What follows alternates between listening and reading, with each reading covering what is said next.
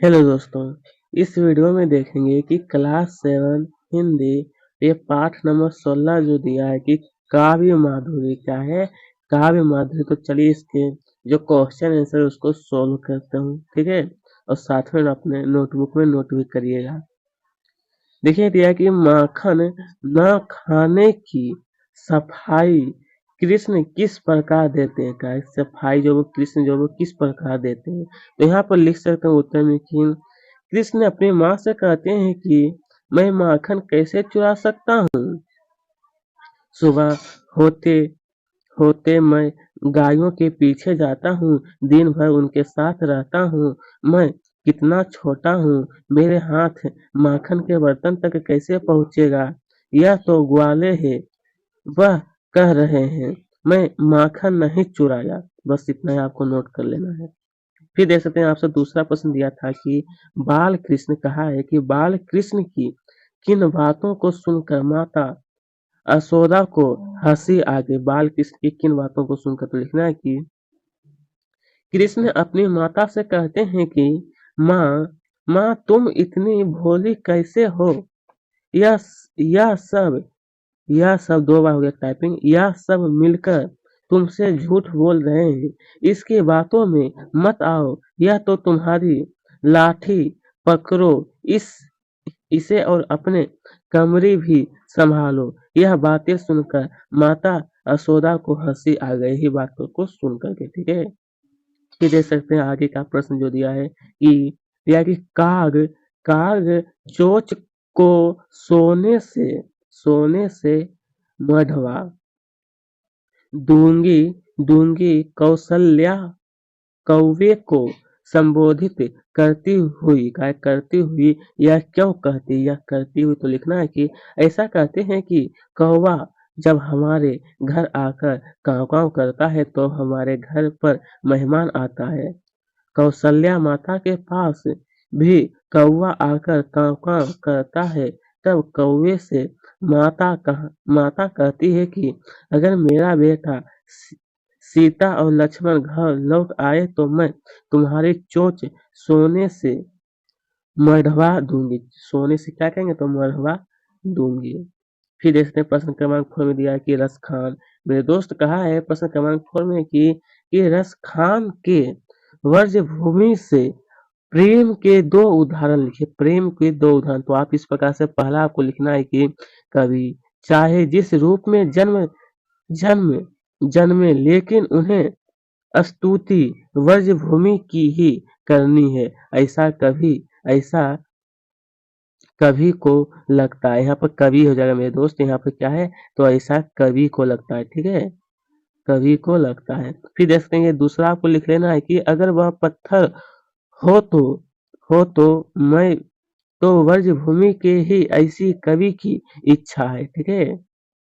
फिर देख सकते हैं प्रश्न क्रमांक 5 में दिया है कि ज्ञान ज्ञान खरग त्रिगुण को मारे से धर्मदास जी का क्या आशय। मतलब इससे क्या धर्मदास जी का क्या आशय। इससे तो लिखना है कि धर्मदास जी का यह आशय है कि उनके गुरु ने जो उनको ज्ञान दिया है उस ज्ञान से, मेरे दोस्त का है उस ज्ञान से उनके रज तम सत्व यह तीनों यह तीनों यह तीनों यहाँ पर हो जाएगा, यह तीनों नष्ट हो गए हैं। क्या हुआ तो यह तीनों जो है नष्ट हो गए हैं।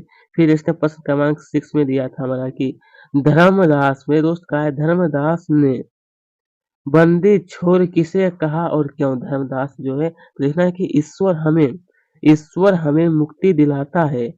वह हमें मोह माया से मुक्त कराता है। इसलिए धर्मदास जी ने बंदी छोड़ ईश्वर को कहा। धर्मदास जी ने बंदी छोड़ ईश्वर को कहा है। तो यहाँ पर आपसे देखिए प्रश्न 7 में दिया है कि माँ अपने बच्चों की कुशल मंगल का अपने बच्चे के कुशल मंगल के लिए क्या क्या करती है। तो लिखना है कि माँ अपने बच्चों के कुशल मंगल के लिए प्रार्थना करते हैं। क्या तो प्रार्थना, उपवास रखती है और पूजा पाठ उपासना यह भी करती है। पूजा पाठ उपासना का मतलब क्या, तो उस दिन लोग कुछ भी अन्न नहीं खाते हैं, ठीक है, अपने बच्चों की भलाई के लिए। इसलिए भगवान से मिल मिलते भी करती और मन्नत भी मांगती। क्या चीज? तो मन्नत भी मांगती है। ठीक है, फिर देख सकते हैं आगे हम लोग देखते हैं, ये हमारा था पाठ से, फिर दिया था पाठ से आगे। इसमें सबसे पहले हमारा पूछा गया था मेरे दोस्त कि क्या कारण है कि रस खान पुण्य जन्म में किसी भी रूप में वर्ज में जन्म लेने के लिए विधाता से याचना, मेरे दोस्त का विधाता से याचना करते हैं। उनकी उनके इस याचना के बारे में विचार कर लिखिए, उनकी इस याचना के बारे में क्या विचार है। तो आप इस प्रकार से लिख सकते हैं, इसका उत्तर यहाँ से लेकर के यहाँ तक। ठीक है, चलिए अब देखते हैं, ये दूसरा प्रश्न पूछा था कि भावार्थ लिखिए। यहाँ पर देखते दिया कि पाहन हा तो वही गिरी की जो धरियो कर छत्र पुरंदर कारण। इसका का अर्थ क्या होता है? लिखना है कि जो खग, जो, एक सेकेंड, उसके बाद फिर यह भी दिया है कि जो खग हो तो बसेरे करो मीली कालिंदी कुल कदम्ब की दारन। अब ये जो दिया है, इसका अर्थ आपको समझाना है। तो इसमें कि अगर मेरा फिर से जन्म होने वाला है तो मुझे गोवर्धन पर्वत का एक अंश बनना है। इस गोवर्धन पर्वत को श्री कृष्ण ने, कहा मेरे दोस्त, श्री कृष्ण ने अपने अंगुली पर उठाया था, क्योंकि उस वक्त इंद्र का कोप हुआ था। किसका? तो इंद्र का जो था वो कोप हुआ था, इसलिए वो उठाए थे। फिर इसने ये दूसरा में दिया है कि जब से जब से सुदूर ज्ञान दए हैं, चले ना केहू के जोर, मात रिसाई पिता रिसाई रिसाई बटोहिया लोग। इसका अर्थ होता है कि अब मुझ पर किसी का भी जोर नहीं चलता, क्योंकि मुझे मेरे सतगुरु ने ज्ञान दिया है। इस वजह से माता नाराज हुई है, पिताजी और पिताजी और जो आसपास की राह चलते लोग हैं वह भी मुझसे नाराज है। क्या है? तो वह भी क्या है? मुझसे नाराज। बस इतना नोट करना है।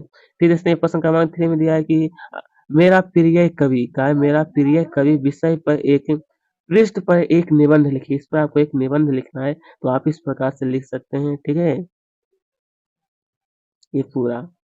फिर इसने ये प्रश्न क्रमांक 6 दिया है 4 में कि आप अपने बचपन में अपनी माँ से अवश्य रूठे होंगे। रूठे का मतलब कोई भी चीज का जिद करना, तो इसका उत्तर ये वाला। रूठे का मतलब था जिद करना। ठीक है, फिर इसने यह दिया है कि सूरदास, कालिदास, रस खान, धर्मदास की कविताओं में क्या समानता दिखाई पड़ती है? इसमें का हमको क्या समानता दिखाई पड़ती है? तो यहाँ पर इसने इसका राइट आंसर दिया गया है। फिर इसने इसके आगे भाषा से, इसमें देखिए हमको कहा गया है कि यह प्रत्यय लगाने से शब्द बना है। तो कहा इसी प्रकार से आपको कुछ और भी शब्द वाक्य में प्रयोग भी करना है। सबसे पहले आपको प्रत्यय करके इसका शब्द बनाना और उसको वाक्य में प्रयोग करना है। तो यहाँ पर इसके दवा का हो जाएगा हमारा दवाई, दीर्घिका लगा हुआ है, तो इससे प्रत्यय का मतलब शब्द के क्या लगता है? ये शायद लगता है। ठीक है, शब्द के बाद दवा से बन जाएगा दवाई। उसका वाक्य में प्रयोग लिखना है कि डॉक्टर बहुत दवाई देते हैं। यहाँ पर इसमें पूजा का हो जाएगा पुजारी, लिखना है कि आज मंदिर में पुजारी जी ने पूजा की। पहाड़ का हो जाएगा पहाड़ी, मतलब पहाड़ का पहाड़ी, रोग का रोगी। उसके बाद फिर इसने, हालांकि ज्यादा वाक्य बनाने की आवश्यकता नहीं था, सिर्फ आप इसको प्रत्यय बना दीजिएगा। प्रत्यय करके नया शब्द बनाएगा, यही काफी है। पंजाब का पंजाबी, गुजरात का गुजराती, कामचोर का कामचोरी। बस यही आपको नोट करना था। ठीक है, चलिए इसके आगे फिर देखते हैं कि इन शब्दों को छत्तीसगढ़ी बोली में लिखिए। मतलब यहाँ पर देखते हैं हमारा कुछ शब्द दिया है, इसको कहा है छत्तीसगढ़ी शब्द में बोलने के लिए। तो चलिए दूसरा का हो जाएगा हमारा, एक सेकेंड, दूसरा का हो जाएगा हमारा दूसरा। क्या होगा? दूसरा, पोया का पाय, गौ, तीन, कछु, वो है। उसके बाद फिर प्रायो, उसके बाद मूल और लगन, ये सभी आपको लिखना है। ज्यादा बड़ा नहीं है उत्तर में। फिर एक से 3 में दिया है कि इस पाठ में अनेक तद्भव शब्दों का प्रयोग हुआ। एक होता है हमारा तत्सम और एक होता है तद्भव। तो कहा निम्नलिखित तद्भव शब्दों को तत्सम रूप में बदलिए। तद्भव को तत्सम में आपको बदलना है। तो सोना का हो जाएगा स्वर्ण। ठीक है, उसके बाद होगा नाच का नेत्र, सांझ का होगा संध्या, दूध का दुग्ध। और यहाँ पे देखते हैं कि पाय का दिया हमारा पद, और चोच का होगा चच्चू, क्षुद्र का शुद्ध। बस यही आपको लिखना था, जो कि इसमें कहा था कि तत्सम शब्द का तत्सम में बदलने के लिए। देखिए ये जो तद्भव जो आप देख रहे हैं ना, ये हमारा क्या होता है कि ये हिंदी शब्द होता है, ठीक है। और ये तत्सम जो आप देख रहे हैं ये हमारा क्या होता है, संस्कृत होता है। बस वही आपको कहा था कि तद्भव तत्सम, और एक होता है हमारा देशज और विदेशज। बस वही मैंने आपको अंतर समझा दिया हूँ, ठीक है। फिर इसने प्रश्न क्रमांक 4 में दिया था कि जाने जननी जीव में ज की आवृत्ति होने से अनुप्रास अ लकार क्या है, तो अनुप्रास अ लकार। इसी प्रकार से आपको कहा है कि अनुप्रास अलंकार के कोई दो उदाहरण चुनकर लिखे, तो ये पहला ये दूसरा हो जाएगा, चुन करके आपको लिखना है। तो दोस्तों कैसे हैं आप सब, कमेंट में जरूर बताइएगा। अगर आपको ये वीडियो कैसी लगी यह भी आपको कमेंट में जरूर बताना है।